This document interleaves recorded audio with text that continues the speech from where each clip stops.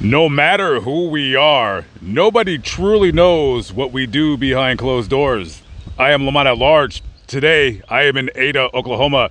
We're going to talk about the brutal murder of Oklahoma pastor David Evans. This is the Harmony Free Will Baptist Church here in Ada, Oklahoma. And let me tell you, there was a whole lot of free will going on in this story. So let's just go back recently as March of 2021. This church had a pastor by the name of David Charles Evans, 50 years of age. He had a wife, Christy Donnell Evans, 47, and the Evans had 3 children, some grandkids. They were the proverbial happy Christian couple, and David loved pastoring this church and preaching the good word of God. He was shot to death in his home, which we will go visit here shortly, on the 22nd of March of 2021. 911 received a frantic call from his wife, Christy, screaming and crying, saying that someone had broken into their home and shot her husband, and he was bleeding from his head. When the paramedics arrived, along with the police, there was nothing they could do. He was already dead by the time they arrived. And this was all over the news in Ada because David here was a very prominent member, as you can see, in the city of Ada and in this section of Oklahoma. He was a God-fearing man. As recently as the 18th of March, he had went down to the border, southern border with Mexico, to help the immigrants trying to cross the border into the United States. David was also an avid poster on Facebook, so he posted this on the 18th. Quote, "Doing our best to be the hands and feet of Jesus and showing love to others," unquote. And Christy, being on Facebook as well, quoted to that response to that posting, "That's one great looking man I have right there," unquote. And then he said thank you with an emoji with a smiley face with the hearts for eyes. So seemingly this couple had a very strong marriage. They had been married for just about 30 years. As a matter of fact, on the 15th of March, they had a quote date night where they were celebrating the 30th anniversary of his wedding proposal to his wife, Christy. He posted on Facebook on the 15th of March, quote, "Seen many ups and downs. As life moves on, I hope you know that first, I love God. I am nothing without him. And second, because of his love, I love you so much." And then she responded, she called him her best friend and said every day is special with you, unquote. So this couple loved each other very, very much. And, you know, it's a beautiful thing when you're married for that many years and the pilot is still hot and you guys love each other and you profess you love each other. You profess your love for each other on social media. One of Pastor David's last sermons here, the subject was the devil and the devil trying to seek out and destroy people who lay claim with their own eyes to the power of God. And it was a mighty powerful sermon if you ask the people that were here that day. Little did he know that a few days after that sermon, he would be shot to death in his own bed. But like I was telling you, a whole lot of love going on that Facebook posting, loving each other.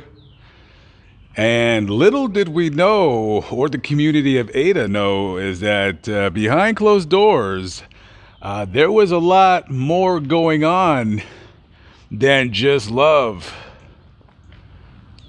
There was 3-way cuckold marital sex going on. The French call it ménage à trois. the sophisticated French for you right there. Making something so odd sound so riveting and all that. Enter one 26-year-old young man by the name of Khalil Demi Square. So apparently, to keep their marriage going and provide a little bit of spice in their life, more so than Mrs. Dash could ever do, I guess they decide, according to court papers provided by the OSBI, the Oklahoma State Bureau of Investigation, they wanted to find somebody to have three-way sex. Now, when you live in Ada, Oklahoma, and you're the pastor of a church, it's not easy to find somebody for three-way sex because you don't want to do it in the same town where you're at. So whichever way they found Khalil, they found him. And again, according to papers, they said, hey, we like to swing. She likes to do this, and then I'll do that, and we could all do it together. And they approached Khalil, I'm guessing online, and Khalil was like, yeah, for sure, why not? I can do that. I can do other things too. So eventually, David, Christy, and Khalil all meet up, and they perform the aforementioned sex at a Super 8 motel. Now, I can't show you the exact location of the Super 8 motel because it's not readily available online. I believe Khalil lived in the Norman area, which is just south of Oklahoma. So they could have met at a Super 8 in Norman. They could have met at one a little bit north of Oklahoma City, or they could have met at the one in Shawnee. I'm not really sure. But what's the point of where they did it? The point is that they did it. And did it, they did. Not exactly sure how many times they met up for three-way sex, but they did. And during one of the encounters that all three of them had, Christy secretly dropped her phone number on a piece of paper on the floor for Khalil to pick it up so he could contact her, because I guess she liked the sex so much that she wanted some more time with Khalil, minus the husband. So they eventually start communicating. They're talking and talk, and they met up for sex. So the posting that I told you about earlier about how when David went to Mexico to help for the what's going on the border down there, it is during that time when David was gone, those 3-4 days, that Khalil went over to the house on North Crest, and they hung out for a few days. And then one day they're sitting and talking, and Chrissy's like, you know what? It'd be really cool. And Khalil probably says, what? Try a different sex position? I mean, we've already done all of it. She says, no, not that. It'd be really cool if I could have some more freedom, because this David guy, he's just cramping my style. He's not cramping that, but he's cramping other things, my style. We should kill him. And he says, kill him? Yeah, sure, let's kill him. Now, let me ask you a question. Would any guys watching, would you kill somebody over this? Seriously? Has your life gone down the tubes so much that you're killing an innocent man over this? You ought to be ashamed of yourself. According to this picture, I don't know if this guy is sad for the fact that he's going to be spending the rest of his life in prison for murdering a man, or that it was over this. Sorry, not trying to overemphasize, but just saying. Oh, wow. Hey, I'm sure somebody out there has done more for less. So anyways, they hatch a plan. She says, this is what we're gonna do, baby. When he gets back, he'll be sleeping. I'm gonna leave the back door open for you. You're gonna come in. I'm gonna give you my husband's gun, and he has ammunition. And Just kill him. And then that's it. He's dead, and we'll get the life insurance money from him, and we'll run away together. I mean, look at me, baby. You're gonna win this as a prize. And Khalil doesn't seem, from my eye, that he has much going on in his life. I guess that's the best he could do. I don't know. Low self-esteem. So they do the plan,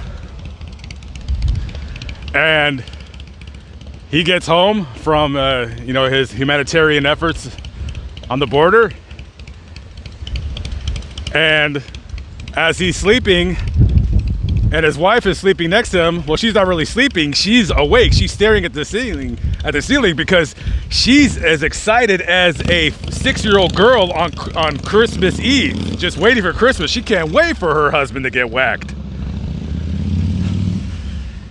So she hears the door open, or maybe she gets a text message on her phone, who knows. Anyway, so she gets out of bed, she goes to the living room, and Khalil is there. He's crouching, but he's nervous. He's about to take somebody's life.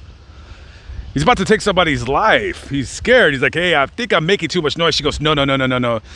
She plays the whole college coach in the situation. Now, she could have easily just said, you know what, this is crazy. I'm about to kill my husband that I've been married to for 30 years. We have kids together. We have grandkids. We have a life together. We've built a life. I'm about to kill my husband over that. Hey, whatever. So she's giving him the old pep talk, like, come on, just kill him. Just kill him. Oh, okay, I'll do it. So she waits in the living room. Khalil walks to the bedroom, puts the gun to his head, and pulls the trigger. Bam. And then he runs out like a thief in the night. And then she goes to her husband, and he's gurgling, and he's just been shot in the head. He's dying. And then she calls 911. Sounds pretty upset, right? Yeah, so the police come. Like I said earlier, there's nothing they could do to him. He's already dead. They wheel his body out, and she did it. She's a free woman. Now she can have as much sex as she wants with Khalil, and he'll just move on in. Yeah, that's right. He'll just move on into the neighborhood, and nobody will suspect a thing, right? Or maybe she'll sell the house, and then she can move with him. Who knows? Who cares? A 47-year-old woman and a 26-year-old kid, what could possibly go wrong? That will last forever, because maybe they're in love. Who knows? Who knows? But the powerful words start echoing through her mind. You're a murderer, adulteress, murderer. You killed your husband. And maybe the power and convictions of the Lord Almighty Jesus Christ resonated in her soul. She makes a confession. She tells her daughter, hey, I killed your father. I had him killed. She tells him the sordid story, the three-way sex, the cheating. More three-way sex, more cheating. Her daughter's been shell-shocked. She can't believe that her mother's telling her this. She says, well, you gotta call the police. You gotta turn yourself in. You gotta make it right with God. You just murdered my father. So about a day or two later, she calls the police and she says, I want to come in and give a written statement. Verbal statement, whatever. She goes to the police station and she says, I'm responsible for this. And she tells the police the same story that I just told you. I was having an affair or three-way sex, whatever you want to call it. And I am responsible for my husband being murdered. And this is the house in front of you where the murder took place. As you can see, the house is empty. Well, a murder just happened here, so I don't know right now what's gonna happen to this house. I don't know if it's on the market yet. But can you imagine? It's a pretty nice house too. This is a very, very nice neighborhood. And just as the recording of this video, just 5 weeks ago, this last month, a man was brutally murdered here. As you can see, everything's been moved out, everything is empty. Who knows what room it was where he was murdered? Was it this room? Was it the room around the back? I have no idea. A life built together, 30 years married. And she threw it all away for sex. She could have simply just kept cheating on him. They could have simply just kept doing the three-way thing. Why murder a man? Maybe it was this room, who knows? This looks like a den, however. It's a very nice house. Very, very nice neighborhood. Coincidentally enough, the house right across the street is also empty.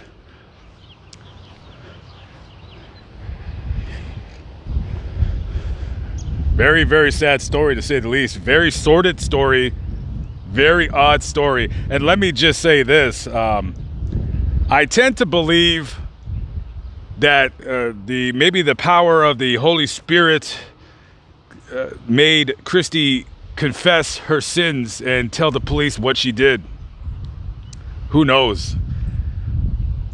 Who knows what power came over her to just say, you know what, I can't live my life like this. I mean, anyways, even if she didn't confess, she would have got caught anyways because she's a moron. So it's the damnedest things that people do. A story. I'm never surprised. I'm never surprised. A story. I'm shocked, and then another story comes out, and it's just I'm double shocked. Wow. Very, very sad. Threw it all away. And here we are, the last stop of this video. We are at the Long Cemetery here in Muldrow, Oklahoma. Not very far, about 20 miles west of the Oklahoma-Arkansas border. Not very far off the I-40. About 174 miles east of Ada, Oklahoma, where this murder took place. Not a very easy cemetery to find.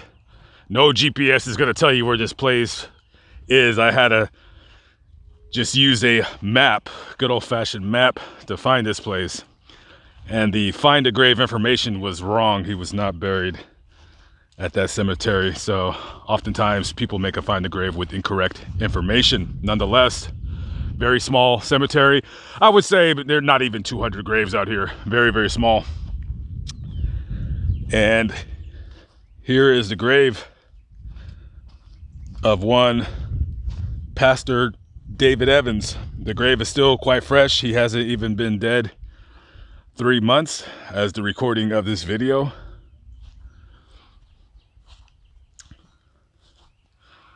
He has yet to receive a stone, of course. Got to wait for the ground to settle. And there is his picture.